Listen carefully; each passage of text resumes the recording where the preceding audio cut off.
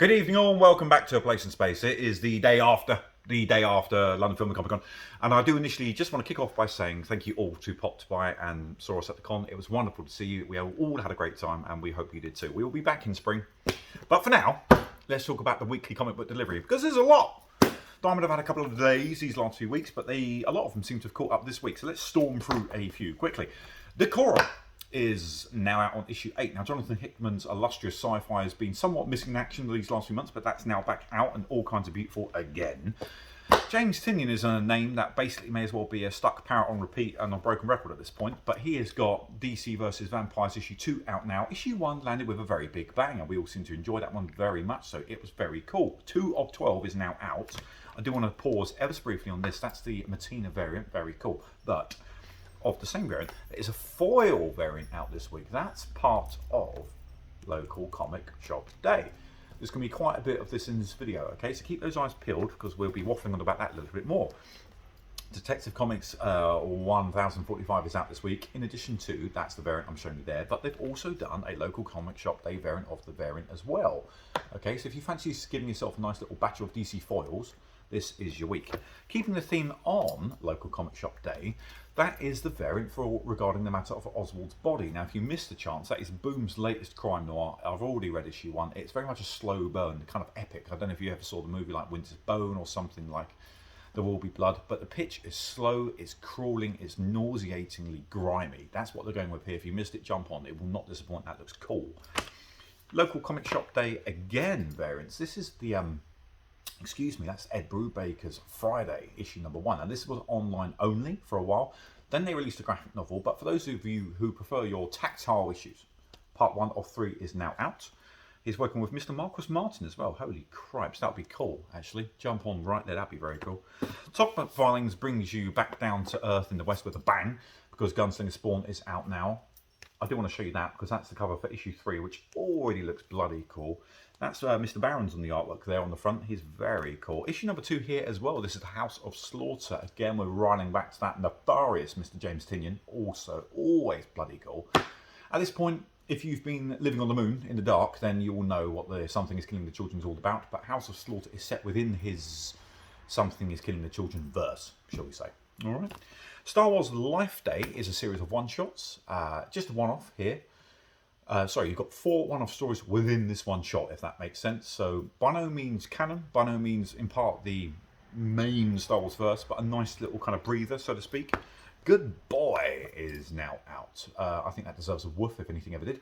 That is by Source Point Press. They do this kind of thing amazingly well. They're bonkers and they're very proud to be. So support them if you like yourself some very, very weird indie press stuff. They're very good at it. Now then, you all bought this in your droves on pre-order. That is the latest issue of Iron Man. Potentially, because of this, the cosmic Iron Man reveal within the issue. It's not exactly a spoiler, he's on the bloody cover.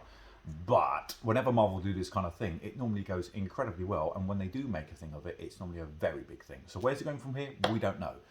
But if they have a history of going cosmic in the recent years, which they do, specifically with the MCU, that could be a very big issue for the speckers among you.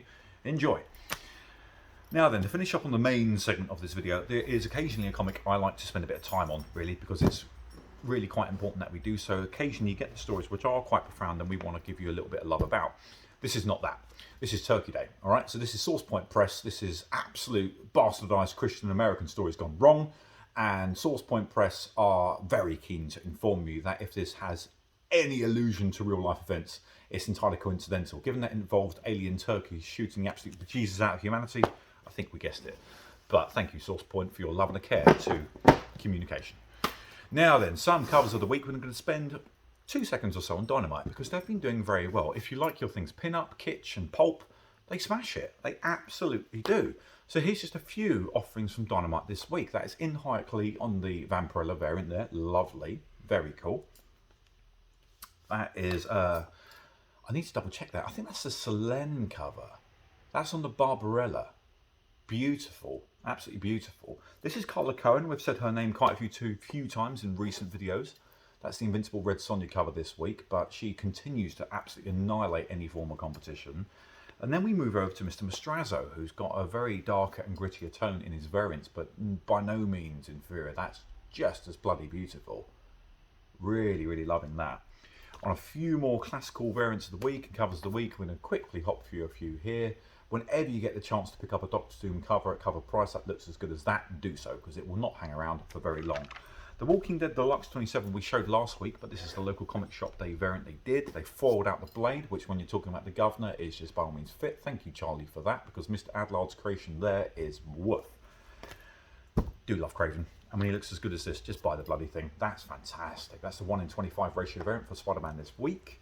As is this. This is the 1 in 25 variant for Batman Reptilian. That's by the illustrious Mr. Ryan Brown. Loving that. Now, this is just regular cover price. This is the regular cover. Wonder Woman Black and Gold. That's Liba Mijo. Beautiful. But at this point, I have to go with this. Hulk is out this week. Many finer men than I have spoken a lot about it already. I'm not going to do so. I'm just going to say it's out. You've all bought it on pre-order. You've all bought it in store. I don't need to say anything else apart from Simone Bianchi has done the 1 in 25 variant. It looks like this. It's absolutely cracking fantastic. That's enough for me. That's about 6 minutes worth, I reckon. I won't be in this week. Greg will take care of it. It's my week off. I'll be in a bottle of rum somewhere. See you in a couple. Au revoir.